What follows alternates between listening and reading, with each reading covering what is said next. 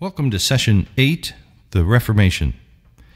In this session, we're going to focus on, of course, Germany and the Lutheran Reformation. We're also going to look at France and talk about the Reformers under Calvin and others. And we're going to look at the Catholic Counter-Reformation a little bit. We're going to look at the Radical Reformers. And indirectly, we'll at least hint at England and changes that are about to happen there because of all the rest of the Protestant Reformation that's happening. So a lot of ground to cover and a lot of material. Let's begin with Germany. Martin Luther did not, per se, invent the Protestant Reformation.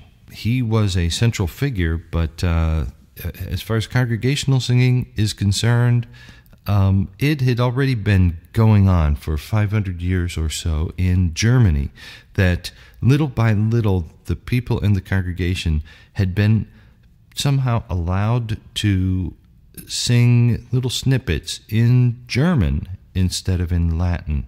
They'd already gotten little tastes of freedom, and then came Huss and that early reform, 100 years before the Lutheran Reformation. By the time 1500 rolled around, it was inevitable that that was going to happen. But once it did happen, then the freedom that the German people experienced with congregational singing was phenomenal. You just have to understand 1500 years of oppression in the sense of being controlled and told what they can sing, and they're singing in a dead language that nobody speaks or understands, and that's been going on for 1,000 years now. And, to be able to take songs that they themselves wrote that are in their own language, it's tremendously freeing. And once that door's been opened, you can't close it back up again.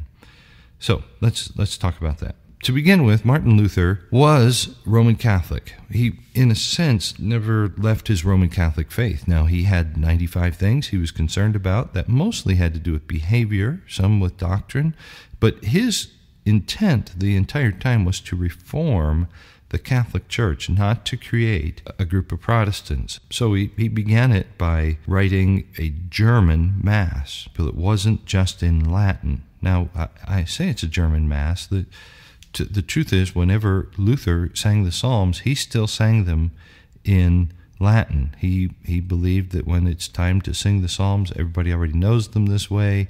The best thing is to just stay conservative with that. But for the rest of the Mass, maybe we could actually create a German Mass. If we're going to sing songs, then maybe rather than the Latin chant translated into German, maybe we should come up with a melody that's going to be a little more singable and predictable, and the rhythms would be a little more interesting, and it's going to be a little more like folk music. What are we going to call those? Well, they called them chorales. I think it's interesting that during the time of the Reformation, the Lutherans were not called Lutherans in their generation. They were the evangelicals. Now, I find that interesting because very few people accuse the Lutherans of being evangelical today. They're considered a mainline denomination as opposed to the evangelicals. But back in their day, that's what they were. They were all there were. There was the church, which is the Catholic Church, and then there were the evangelicals. A thing that you might not be clearly aware of in this era is that Germany was more or less divided north and south. Today, since World War II, it's been divided more east and west, but the natural cultural division was north and south, and South Germany remained strongly Roman Catholic.